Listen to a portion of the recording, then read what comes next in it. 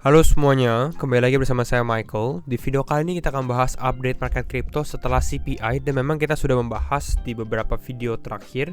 Kalau teman-teman lihat, ada event penting di market crypto gitu ya, khususnya untuk di minggu ini. Dan kita bisa lihat hasil CPI baru saja keluar dan kita lihat market ini bergerak secara positif. Jadi kita akan bahas di video kali ini bagaimana pergerakan selanjutnya, apakah ini artinya Bitcoin breakout ataukah artinya kita mulai uptrend lagi. Di sini kita akan bahas di video kali ini ya. Jadi kalau misalnya teman-teman suka video ini, jangan lupa untuk share videonya, like ataupun subscribe. Pokoknya kita akan langsung masuk aja ke dalam pembahasan di mana market mengalami kenaikan 3,9%. Bitcoin mengalami kenaikan 5%, Ethereum mengalami kenaikan 6,8%, dan altcoin rata-rata juga mengalami kenaikan. Dan kenaikan ini terjadi dalam beberapa jam yang lalu gitu ya. Secara 24 jam kita bisa lihat seperti Toncoin, Lido, CurveDAO, Ethereum, Quan, Uniswap, Convex Finance mengalami kenaikan. Ya, Avalanche juga mengalami kenaikan. Jadi rata-rata banyak altcoin yang mengalami kenaikan. Apakah ada mengalami penurunan? Masih ada, tapi nggak terlalu besar gitu ya penurunannya. Fear and Greed bagaimana? Fear and Greed kita di level 27. Mungkin dengan pergerakan seperti ini bisa jadi market mulai kembali lagi ke fase normalnya gitu ya, ke fase neutralnya. Namun tetap kita harus mention juga bahwa besok dini hari ya, kalau akan adanya FOMC meeting ya. Nanti saya akan update-nya di channel Telegram ya. Kalau teman-teman yang belum join channel Telegram, bisa feel free to join. Di sini kita juga update persis pada saat CPI keluar jam 8:30, langsung kita update CPI November berapa gitu hasilnya ya. Kita sudah ada briefingnya juga dan ini free ya, teman-teman bisa join aja langsung dan mungkin set notifikasinya. Dan kita bisa lihat ya, secara hasil forecastnya ini 7,3% ya. Ini seperti kita bilang di Telegram, forecastnya ini 7,3%, artinya prediksinya 7,3. Namun yang aslinya itu 7,1, artinya di bawah ekspektasi. Dan yang kita mau untuk market crypto mengalami kenaikan adalah untuk CPI atau Consumer Price Index, atau mungkin teman-teman bisa katakan inflasi gitu ya. Ini di bawah yang diprediksi, artinya inflasi mulai terkontrol lagi lah gitu ya. Dan ini memang terjadi 7,1%. Lalu kita bisa lihat dari sini Bitcoin jump almost 5% after CPI news, langsung naik hampir 5% setelah CPI ya. Jadi kira-kira itu. Namun kenaikan ini belum berarti kita breakout ya. Nanti saya akan mention di teknikalnya, maupun sebenarnya dari event berikutnya FOMC kita back to back ya, dalam satu hari ini juga akan terjadi gitu ya. Bisa kita kembali lagi mengalami penurunan juga. Nah, kita akan lihat beberapa update juga. Sebelumnya kita sempat membahas tentang Binance dalam bahaya. Dan sebenarnya saat ini Binance masih rumornya masih besar gitu ya. Secara FUD kita bukan menyebarkan FUD. Saya rasa Binance ini sebenarnya ya cukup sustain ya. Sebenarnya cukup aman. Ini hanya seperti FUD doang. Tapi nggak ada salahnya sebenarnya kalau teman-teman pindahkan fund teman-teman ya yang ada di Binance ke exchange lain dulu ataupun ke cold wallet. Ya karena just in case aja. Sebenarnya kita hanya lebih berhati-hati. Kita bukan bilang oh Binance ini akan bangkrut dan lain-lain, tidak seperti itu. Karena saya cukup positif juga ke Binance, ke CZ juga seperti itu gitu ya. Nah, namun di sini ada beberapa hal juga di mana Justin Sun, teman-teman harus sudah familiar dengan Justin Sun ya. Dia adalah CEO dari Tron juga dan cukup aktif di market crypto. Di sini dia ada withdraw BUSD atau dia mengambil BUSD-nya tapi senilai sekitar 15 juta USDT gitu ya dari Binance. Lalu dia transfer 33 juta atau hampir 34 juta BUSD ke Paxos Treasury. Jadi ini ada big movement ya. Ada pergerakan besar ya dari Justin Sun sendiri gitu ya. Namun dia juga ada deposit 100 juta USD ke Binance. Jadi ya ini yang kita bisa lihat saat ini pergerakannya, money flowing-nya gitu, bisa dibilang paus juga berada di Binance ini gitu ya. Yang kita takutkan adalah seperti ini ya. Kenapa? Karena saya lihat banyak net outflows yang keluar. Ini mungkin karena orang-orang lebih berhati-hati gitu ya. Namun net outflows ini artinya apa? Artinya mereka mengeluarkan dana mereka dari Binance keluar. Itu yang kita rekomend sebenarnya ya. Dan memang harusnya seperti itu. Tapi Binance mengalami halnya cukup besar gitu ya. Ini ada sekitar 900 juta dolar net outflows dalam 24 jam saja. Nah, bahkan kalau secara perbandingannya, kalau teman-teman tanya perbandingannya, in the past 24 hours, Binance has faced its largest net outflow, atau ya bisa dibilang penarikan atau withdrawal lebih besar lah, ya, paling besar setelah Luna punya crash. Luna crash ini di tahun ini, di pertengahan tahun ini, jadi ini yang terjadi gitu ya. Jadi ini masih menjadi misteri ya, tapi saya rasa harusnya aman. Ini hanya sebuah FAT di Binance sendiri. CZ Binance sendiri dia bilang gitu ya, dia tetap aktif di Twitter. Jadi ini perbedaannya. Pada saat Binance punya FAT atau news keluar, biasanya founder-founder lain itu nggak terlalu berbicara gitu ya, mereka nggak gitu aktif di Twitter. Namun CZ ini masih aktif dan dia clarify gitu ya, bahwa ini adalah sebuah FAT aja. Dan ini masuk akal. Kenapa? Karena ya banyak orang yang backing SBF, banyak orang yang kita tahu SBF dan CZ ini kan lagi ada permasalahan lah, apalagi setelah FTX crash seperti itu ya. Mungkin banyak orang yang nggak suka sama CZ, makanya Binance di attack, diserang seperti itu gitu ya. Ini secara teorinya. Nah makanya kita lihat bukannya sesuatu coincidence kenapa Binance yang menjadi targetnya gitu ya.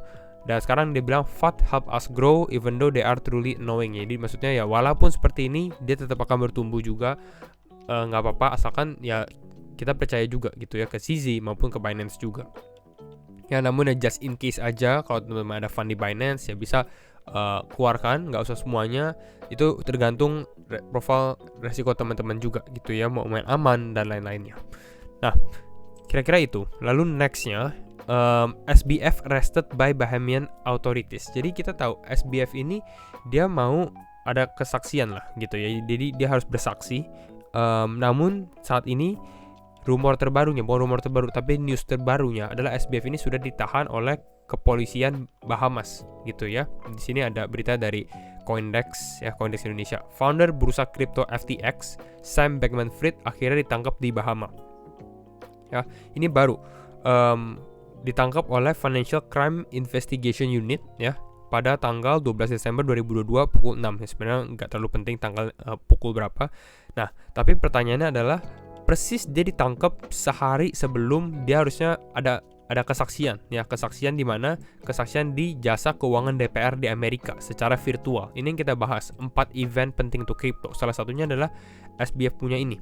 Nah, kenapa tiba-tiba ditangkap? Gitu ya, apakah ada sesuatu di belakang hal itu atau memang ya kita benar-benar ditangkap ya coincidence saja, sebuah kebetulan aja gitu ya. Lalu di sini SBF telah diminta untuk memberikan kesaksian secara virtual di depan Komite Jasa Keuangan DPR. Namun pengacaranya mengatakan bahwa ia tidak akan bersaksi. Nah, mungkin dia nggak akan bersaksi karena hal ini gitu ya. Apakah ini adalah benar-benar plot dari SBF sendiri biar dia nggak bersaksi atau bagaimana gitu ya. Perdana Menteri Bahama, yakni Philip Davis, mengatakan bahwa negara tersebut akan terus melakukan investigasinya sendiri. Ya, kenapa? Mungkin teman-teman bertanya, kenapa Bahamas atau Bahama gitu ya? Jawabannya adalah karena FTX ini keregister di dalam Bahama gitu. Jadi dia bukan dari US, itu bukan negara.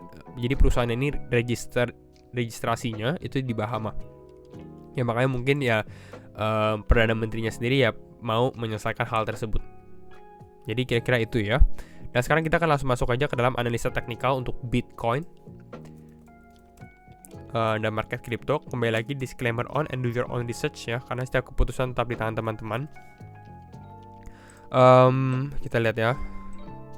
Nah ini benar-benar breakout, strong breakout saya rasa ya untuk Bitcoin di sini ya. Breakout di sini, boom, naik ke atas ya. Secara target atau resistance-nya sebenarnya target kita itu di area 17.600 ya, 600-an ya. Namun saat ini dia sudah flip ya, ini dia sudah breakout ya. Nah, yang saya lihat, key level yang saya lihat, ini kita close ya. Secara volume ya kita bisa lihat ini volumenya benar-benar breakout, karena kenaikan seperti ini sebenarnya ya benar-benar harus disertai dengan volume. Jadi kalau ditanya apakah ini breakout atau tidak, yes ini breakout. Nah, pertanyaan kita adalah breakout ini akan berlangsung lagi atau akan tetap naik kembali atau tidak? Ya, satu level, key level yang saya perhatikan. Ini saya close volume ya. Bentar ya. Nah, key level saya perhatikan itu berada di area level 18.200-an. Ini kita turunin sedikit.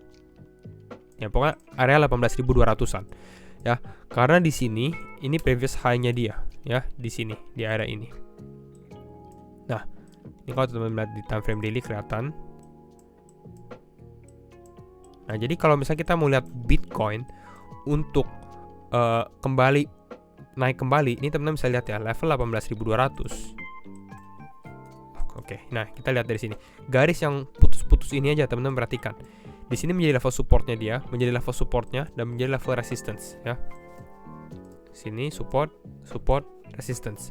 Simpelnya adalah kita mau lihat kalau misalnya Bitcoin mau benar-benar breakout ke atas, yang kita butuhkan adalah dia untuk flip level 18.200 ini dari resistance menjadi support. Ya, kalau hal ini terjadi, ya ini mungkin bisa menjadi benar-benar bear rally mungkin ya untuk crypto ya. Dia mulai mengalami kenaikan lagi, mungkin Bitcoin bisa testing ke area level 20 ribuan lagi. Itu akan menjadi cukup positif juga untuk Bitcoin sebenarnya. Itu yang kita harapkan. Namun saat ini ya saya masih melihat dulu ya bagaimana keadaan marketnya sendiri.